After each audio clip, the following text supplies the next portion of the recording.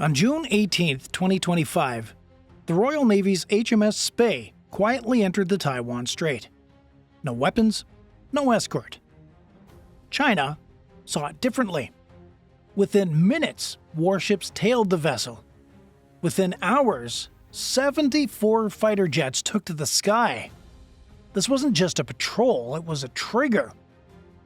By the end of the day, China's Eastern Theater Command declared its forces were on high alert. A dozen Chinese ships tracked HMS Spey through the strait like a shadow. And in the skies above? Not yet. But they were coming. This wasn't some media stunt. This was a message. One ship passing through neutral waters triggered a multi-branch Chinese military response. And within 24 hours, it would spill far beyond the waves. You're about to see how a 90-meter patrol boat forced the world's second largest military into full activation mode. Because what happened next, no one saw coming.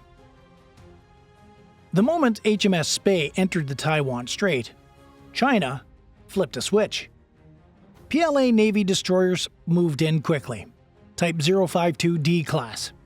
Fast, radar-loaded, and armed with vertical launch missiles that could easily wipe out a patrol boat like Spey in seconds. They didn't fire, of course.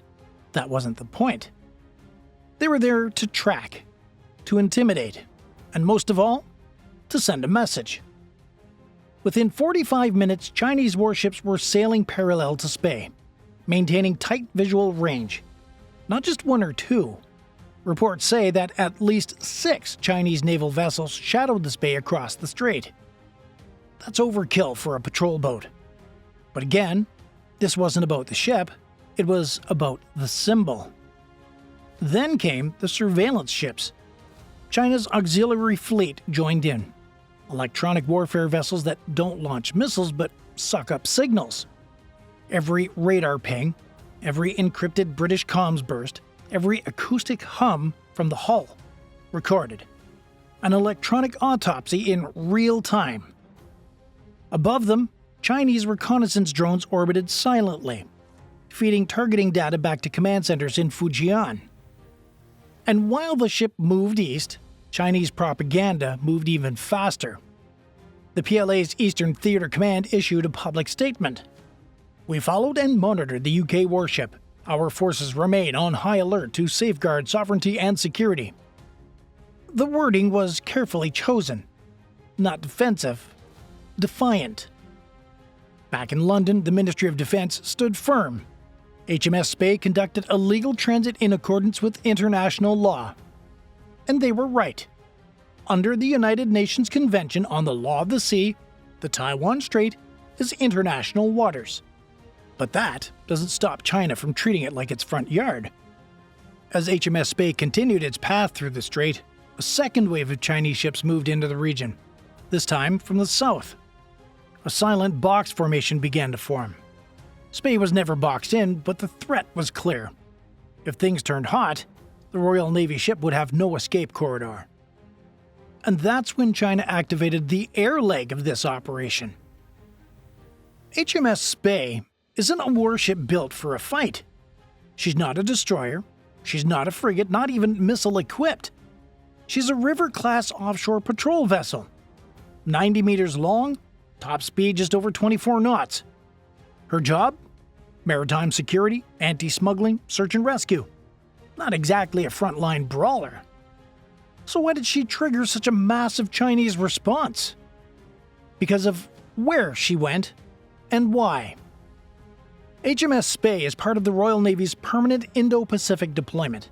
Since 2021, she and her sister ship, HMS Tamar, have patrolled international waters stretching from the South China Sea to the Indian Ocean. Low profile, small crew, but politically potent. This wasn't her first time in the region either. She's made stops in Japan, the Philippines, Australia, and everywhere she goes, it's diplomacy with a grey hull. But this was different. On June 18th, her passage through the Taiwan Strait wasn't just routine patrolling, it was part of a freedom of navigation operation. a legal challenge to China's expansive maritime claims. Officially, the strait is international waters. But China doesn't see it that way. By sailing through, the UK wasn't just sending a patrol boat, it was sending a message. We don't accept your version of the map. And that hits harder than any missile. HMS Spey didn't need guns to make noise. Her presence alone, flying the white ensign in the Taiwan Strait, was enough to stir Beijing's military machine into motion. And that's the paradox of modern naval power. Sometimes the quieter the ship, the louder the signal. But the signal hadn't stopped echoing. China's next move would take things to a whole new altitude, literally. HMS Spey hadn't even cleared the strait when China kicked Phase 2 into gear. The air campaign. Within 24 hours of the patrol ship's transit, Taiwan's Ministry of Defense detected 74 Chinese aircraft moving into airspace around the island. Of those, 61 crossed the median line of the Taiwan Strait. Let that sink in for a minute. 61 warplanes crossing an unofficial but widely respected boundary, something that, for years, China avoided unless tensions were high. This wasn't routine patrol, it was a deliberate swarm. These jets included J-16 multi-role fighters, Su-30 MKKs, and the newer JC-10Cs. Fast, maneuverable, radar-equipped. Some carried anti-ship missiles, others were configured for air-to-air superiority. But here is where things get tactical. The Chinese aircraft didn't just fly straight in. They came in waves, from multiple directions, northwest, southwest, even directly west of central Taiwan. Coordinated, layered, and clearly rehearsed. This wasn't a reaction, it was a prepared playbook. And it had a name. Joint Sword 2025, Phased Response Alpha, an internal military contingency drill that mirrored this exact pattern of response. Chinese state media didn't confirm the drill by name, but the flight paths matched previous exercises perfectly. Even more telling, support aircraft joined the assault. KJ-500 AFW&C radar planes orbited off the coast, guiding fighters with real-time surveillance. Y-8 electronic warfare planes jammed communications and tested Taiwan's electronic countermeasures. China wasn't just flexing, it was mapping the battlefield. Meanwhile, Taiwan's defense ministry released maps of the incursion in real time. Each jet path, each break of the median line was logged, published, and broadcast globally. A digital record of escalation updated hour by hour. And while the public watched maps, the military watched intent. Because crossing the line wasn't about geography, it was about signaling. China was saying clearly, if we want to flood this zone, we can, and you can't stop us. That message wasn't just for Taiwan either. It was for London, for Washington, for Canberra, and Tokyo too. One small patrol ship had triggered a strategic air show, and it was far from over. This wasn't improvisation, it was orchestration. You don't get 74 aircraft airborne, coordinate 6 naval vessels, and deploy electronic warfare platforms in under 24 hours without a plan already in place. China didn't just react, they activated a scenario they had rehearsed. In fact, the pattern matched a known framework, Joint Sword, China's series of multi-domain exercises aimed at simulating a blockade or an assault on Taiwan. The aircraft groupings, the flight corridors, the Navy-Air Force integration, all mirrored drills from April and May of 2025. So what does that tell us? That response to HMS Spey was pre-baked, ready to launch at the moment a foreign ship crossed the line, literally or symbolically. This wasn't about a single British patrol vessel, it was about sending a calibrated warning. If you challenge our claims, we can shift gears instantly. It also wasn't random that this happened during Operation High Mast, the UK's biggest Indo-Pacific deployment since the Falklands era. With HMS Prince of Wales in Japan and Allied navies nearby, Spey's movement was part of a coordinated Western presence. China saw that and decided to show what instant escalation looks like. And then there's timing.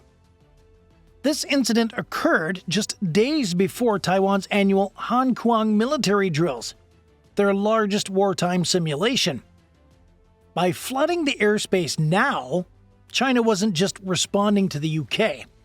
It was stress testing Taiwan's readiness ahead of its most important defense week. In military terms, this was gray zone warfare at scale. No missiles fired, no direct conflict, but maximum pressure applied. All of it tightly controlled. No accidents, no overreactions, just calibrated intensity. It's a playbook move. Use a small event, like a patrol ship crossing a strait, to unleash a carefully measured surge of power. Show strength. Force adversaries to respond. And remind everyone, escalation doesn't require war, it just requires precision. The world saw a British patrol ship. Beijing saw an opportunity to rehearse its next crisis, live. What the world witnessed wasn't chaos, it was choreography. China's response to HMS Spey was about control, not just of the sea, but of the narrative. Every ship, every jet, every public statement was timed for maximum visibility. Beijing wanted headlines, it wanted reaction, and it got both. From a military standpoint, the operation was textbook power projection. You don't need to start a war to show dominance. You just need to respond fast, in force, and without blinking. That's exactly what the PLA did, across land, sea, air, and cyberspace. The message? China can outnumber, outpace, and outpressure any foreign naval move in its backyard. For Taiwan, this operation was a pressure test, not just on radar screens, but on political will. Every scramble burns fuel.